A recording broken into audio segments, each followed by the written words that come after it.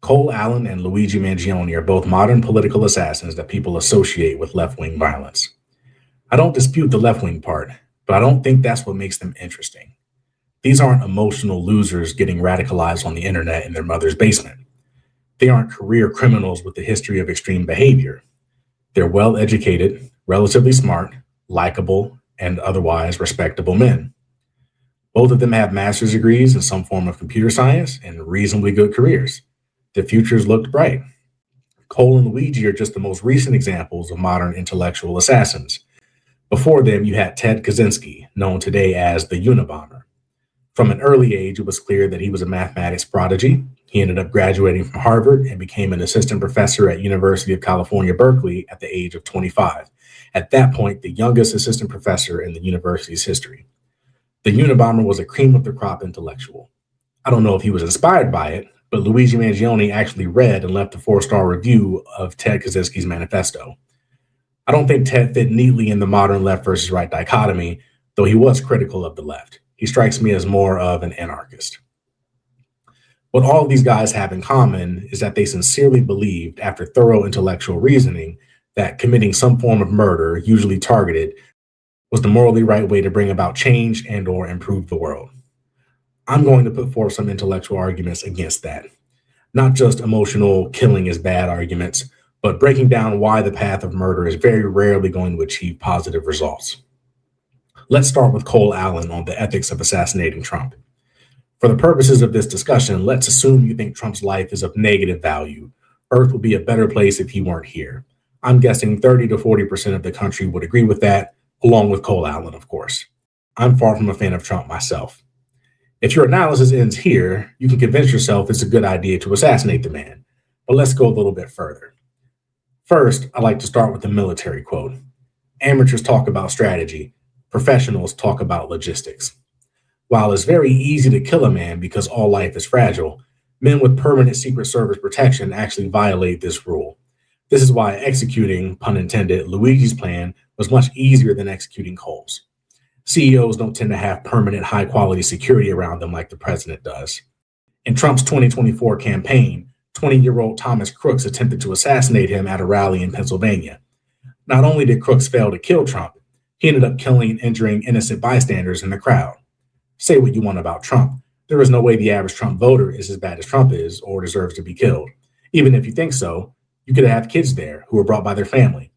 The only thing Crooks managed to do is kill and injure random civilians, mess up their lives, end his own life, and now multiple families have to grieve. Not only that, he also gave Trump the best PR he could ask for as MAGA rallied to his defense. Crooks' strategy was to end Trump. Crooks' logistics was to shoot random people and actually help Trump win the election. Assume your logistics are good and you can take out your target with no unintended consequences. For instance, Charlie Kirk's assassin or Luigi Mangione's case. For targets without permanent Secret Service, it's quite easy to figure out where they'll be, wait in position, and then take them out. For any guy out there who thinks you're tough, a 10-year-old girl with bad intentions and access to a gun could do the same thing to you. Life is fragile. Things are always easier to destroy than they are to create. It took your mother 9 months of effort, struggle, and love to create you. It takes some fool with a gun less than a second to pull the trigger and undo her efforts. The relative ease of destruction, in contrast with the difficulty of creation, is broader than a conversation about murder. It's relevant all the way up to the societal level, and we'll get to that soon. I got a bit sidetracked. Again, assume your logistics are good, and you can take out your target like Luigi. Whatever change you were hoping was going to happen probably won't happen. It's probably not going to work.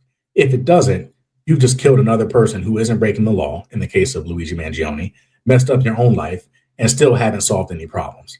Now, on the other hand, assume it does work, and this to me is even worse. Your murderous gunshot caused the country to redesign the healthcare system. What does this indicate?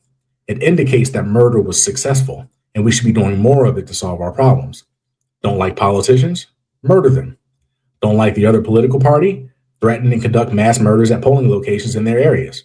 Don't like the Supreme Court?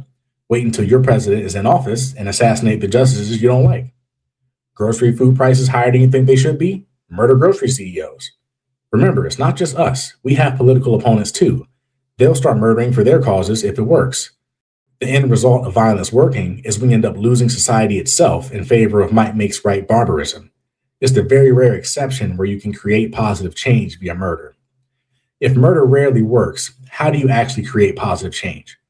Not easily. This goes back to the difficulty of creation compared to the ease of destruction. You can either become or support someone like Obama, who wins the presidency and attempts to change the system at the national level. If you do that, you may actually be able to get it done. Obama wasn't able to achieve all of his goals with Obamacare, but he was able to actually create something positive. Or if you think the medical insurance industry is so greedy, start your own health insurance company with less greed. If you approve more claims for the same or lower rate, customers should prefer your product. You may say, starting a successful ethical insurance company isn't easy like murder is. Sure, but at the end of the day, someone will need to do the hard work of creation. You can murder everyone and it won't build good insurance. The only way to build good insurance is to actually build it. Sure, it's a lot of work, but if you're willing to steal entire lives via murder, you should be willing to do an entire life's worth of work to achieve your goal. Maybe one day you do create a better insurance company, and then Mario Mangione imagines he could have done a better job and chooses to assassinate you anyway.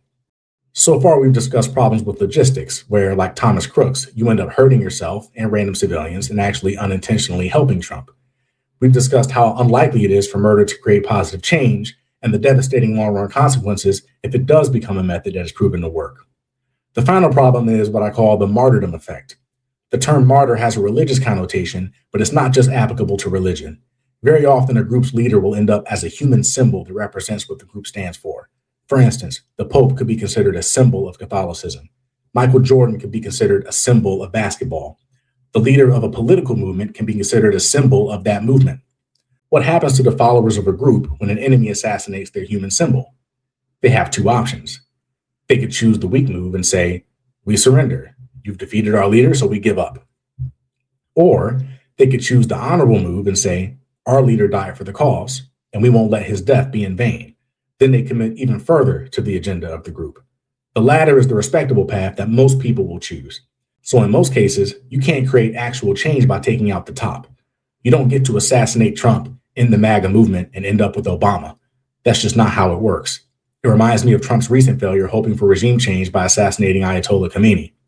If assassinating a group's leader just creates a more problematic martyrdom effect, how do we actually improve the situation? Again, you have two options. Technically, you have three. The third option is to do nothing and hope things get better, which is the only easy option. The other two options are hard. Option one, which I prefer, slowly change their minds over time via constructive relationships and friendship. It's very difficult to be racist when you have a mixed grandson. It's very difficult to maintain group prejudices when you interact with people of that group that directly defy those negative prejudices. This is one of the reasons I think rural areas tend to be conservative. It's easy to hate and stereotype people you never see. In most cases, the more exposure you have, the more understanding and inclusive you'll be. Slow, positive, friendly change over time is option one. And I can hear many of you now arguing against this, saying this is pie in the sky, hopeful fantasy. But let me remind you of the progress we've made on race in this country. Sure, we had the Civil War, but that's not the only change that we've had between slavery and 2024. We've had Jim Crow, the Civil Rights era. We've made great improvements in racial relations and respect. And it wasn't by mass murdering people. It was the slow increase in exposure and positive conversation and influence and cross communication among groups.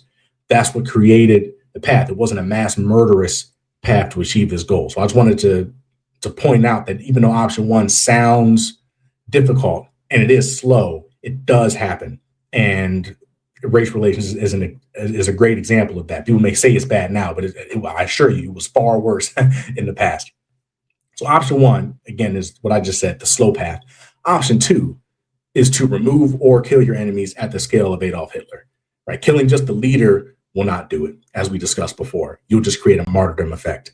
You have to make that group like Native Americans in the United States. Killing a large majority of the group is the only way to solve the problem via murder, because if they don't exist, they can't be a problem. Clearly, this is incredibly unethical, and you'd become a monster worth opposing yourself if you attempted it. Assuming you don't care about that, let's bring back our friend logistics.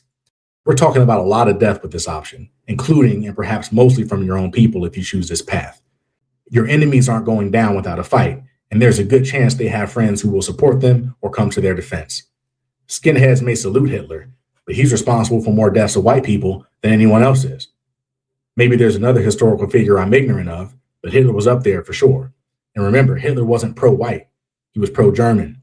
Being white did not protect his enemies, and his genocidal ambitions did not protect his countrymen from the world's punitive wrath. So you can only solve the problem with murder if you do it on a gargantuan scale, which will result in most of the casualties being innocent people, at which point you've lost your intellectual high ground arguing that you're doing things for the greater good.